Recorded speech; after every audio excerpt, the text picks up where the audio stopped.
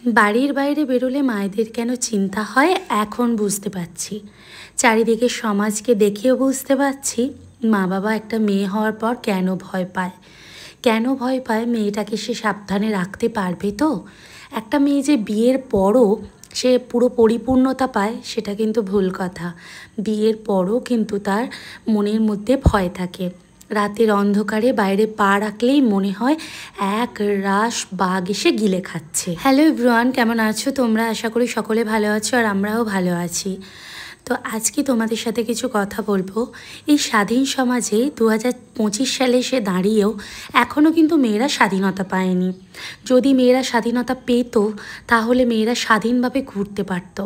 মেয়েরা আর ছেলেরা যদি বরাবরই হতো তাহলে মেয়েরা এত ধর্ষণ হতো না, মেয়েদের ওপর এত অত্যাচার হতো না। সেদিন তিলোত্তমা বিচার পায়নি, আর পায়নি বলেই আজ দুর্গাপুরের কাণ্ডটা আমাদের দেখতে হচ্ছে। আমাদের বাড়িতে যাদের সন্তান হচ্ছে, মেয়ে সন্তান, তাদের মা বাবাদের চোখের ঘুম উড়ে যাচ্ছে। কারণ তিলোত্তমা বিচার না পাওয়াতেও পরপর যে ঘটনাগুলো ঘটে যাচ্ছে তারাও হয়তো বিচার পাবে না। 5 মাস 6 মাস পর্যন্ত যুদ্ধ চলবে, তারপর হয়তো থেমে যাবে, তারপর সব ঢাকা চাপা পড়ে যাবে, তারপর আবারও এক তিলোত্তমার মতোই জীবন একটা মেয়ে নষ্ট হয়ে যাবে। 2026 সালে যদি আবারও সেই গদি ফেরে তাহলে তিলোত্তমার মতো অনেক মেয়েরই প্রাণহারা হবে। উনি একদিকে ঠিকই বলেছেন, তিলোত্তমা যখন বিচার পায়নি রাতের অন্ধকারে মেয়েদের না বেরোনোই বাইরে ভালো। কারণ নিজের সেফটিটা নিজের কাছে।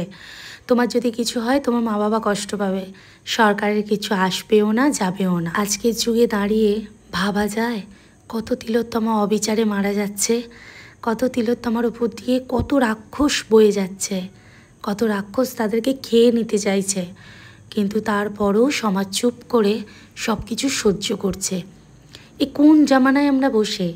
সত্যি কি আমাদের এই ওয়েস্ট বেঙ্গল পাকিস্তানে পরিণত হলো?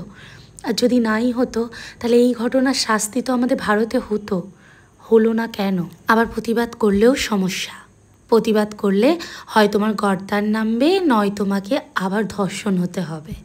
হ্যাঁ, এটাই তো আমাদের সমাজ। যাই হোক, এটা হচ্ছে নবমীর দিন রাত্রিবেলা আমি আমার বোন সবাই মিলে গিয়েছিলাম একটু ঠাকুর দেখতে। আজ বহু বছর পর বোন আর আমি দুজনে মিলে বেরিয়েছি ঠাকুর দেখতে। আর আমাদের এইদিকে না খুব সুন্দর সুন্দর প্যান্ডেলগুলো করে, থিমগুলো এত সুন্দর সুন্দর করে। এখানে যেমন থিমটা করেছিল পুরো বাবুই পাখির বাসা, মানে পাখিদের ঘর, প্রত্যেক জায়গায় শুধু পাখি আর পাখি এরকম। আর এত সুন্দর থিমটা হয়েছিল দেখে আমি অবাক হয়ে গেছি। আর প্রায় 4 বছর পর কিন্তু আমি ঠাকুর দেখছি।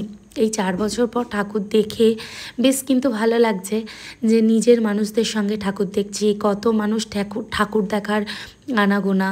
হাজব্যান্ড পাশে নেই, তবে দুঃখটা হলেও মনের ভিতর হচ্ছে, কিন্তু তবু আনন্দ সঙ্গে রয়েছে কারণ বোনের সাথে বেরোচ্ছি ঘুরতে। তো এই বছর দুর্গাপূজাটা বেশ ভালোই কাটছে। তোমাদের কার কেমন কাটছে অবশ্যই কিন্তু জানিও। আর আজকে কিন্তু আমি ট্রাভেল করে বাড়ি থেকে এসেছি, আসার পরেই রেডি হয়ে আর রাত্রিবেলা বেরিয়ে পড়েছি। মুখ চোখের অবস্থা খুব খারাপ, কিন্তু ঠাকুর দেখা বন্ধ করলে তো হবে না। ঠাকুর দেখা যদি বন্ধ করে দিই তাহলে আবার একটা বছর মায়ের জন্য অপেক্ষা করতে হবে। মা আবার একটা বছর আসবে, আর ততদিন না আমি বেঁচে থাকবো কিনা তার কোনো ঠিক নেই। তো সেই জন্যই ভাবলাম দরকার নেই, নিজেকে স্ট্রং করে চলো ঠাকুরটা দেখে নিই। এতগুলো মূর্তির মধ্যে সব থেকে থিম ভালো লেগেছে আমার এখানকার থিমটা। এত সুন্দর থিমটা বানিয়েছে, পাখির চারিদিকে কিচিরমিচির আওয়াজ, সঙ্গে ভগবানের যে মূর্তিটাও করেছে, হাতে দিয়েছে প্রজাপতি, এত সুন্দর লাগছে কি বলবো। তো তবে এবছর যে তোমাদের দাদাভাইয়ের সাথে একদম ঠাকুর দেখিনি তা না, ওকেও সঙ্গে নিয়ে ঠাকুর দেখেছি, তবে সেটা ফোনে ফোনে। ওকে ফোনের মধ্যে রেখে আমি পুরো ঠাকুর দেখেছি। বেশ ভালোও লাগছে যে দুজনে মিলে এবছর ঠাকুরটা দেখছি। আর আমাদের ফৌজির ওয়েবদের ঠাকুর দেখা মানেই তো এই রকমভাবে প্রত্যেক বছর যে ও আমার সঙ্গে থাকবে সেটা তো কথা না, দুজন একসঙ্গে এইভাবেই ঠাকুর দেখতে হয়। তো এইভাবেই দুজনে মিলে দেখছি। আর এখানে পিছন থেকে আমার বোন একটু ভিডিও করে দিচ্ছিল, আর তার সঙ্গে মূর্তিটাকেও সঙ্গে করে নিল। ঠাকুর দেখা কমপ্লিট করে এটা ছিল হচ্ছে দশমীর দিন। দশমীর দিন আমাদের পাড়াতে প্রোগ্রাম করা হয়, তো ওই প্রোগ্রামেতে খেলা থাকে। তো আমার বোন আমার মা সবাই নাম দিয়েছিল, কিন্তু আমি শুধু একমাত্র দিনই লজ্জা লজ্জা করছিল। তো ভেবেছি পরের বছর থেকে দেব। তো এখানে হচ্ছে বালতিতে বল ছোড়া হচ্ছিল, তো আমার বোন উঠেছিল বালতিতে বল ছুটতে। ও একটা না দুটোর মতো ফেলেছিল, তারপর আর ফেলতে পারিনি। তো এই খেলাগুলো ছোটোবেলায় কিন্তু আমরা খেলতাম। আর আমাদের এখানে পাড়াতে কিন্তু এরকম খুব সুন্দর খেলাগুলো হয় জানো, বেশ মজা হয়, খুব আনন্দও লাগে যে এইরকম মেয়েদের একটা আয়োজন করে। তো আমার বোন কিন্তু শাঁখ বাজানোতে সেকেন্ড হয়েছে, আর আমার মা কিছুই হতে পারেনি। তবুও খেলাটা একটা আনন্দের। আর আমাদের এই শহরাঞ্চলের দিকে পাড়ার বইয়েরা সবাই মিলে এই খেলাগুলো খেলতে কিন্তু অনেক পছন্দও করে। হলো না, দুটো হলো না,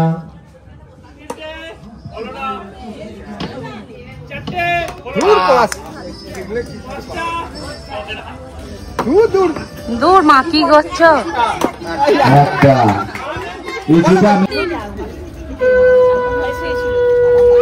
প্রচুর মশা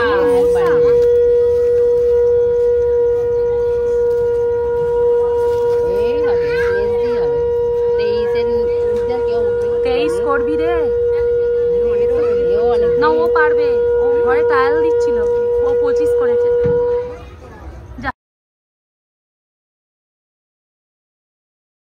ঘুরে বাড়িতে আসার পর টুনিকে নিয়ে একটু আনন্দ করছিলাম। ওই যে আমাদের টুনিমাকে দেখতে পাচ্ছ, ও হচ্ছে এখানে বসে বসে গান শুনছিল, তার সঙ্গে সঙ্গে ডান্স করছিল। ওকে নিয়েই কিন্তু আমাদের সময়টা বেশ ভালোভাবে কেটে যাচ্ছে। আর এরকম একটা সুন্দর পরিপাটি মেয়ে যদি প্রত্যেক বাড়িতেই থাকে, সকলেরই আনন্দে দিনটা কেটে যাবে। তো বন্ধুরা, আজকে ভিডিওটা তোমাদের কেমন লাগলো অবশ্যই কিন্তু কমেন্ট বক্সে জানিও। আরও নিত্য নতুন অনেক ভিডিও তোমরা পাবে, একটু অপেক্ষা করো।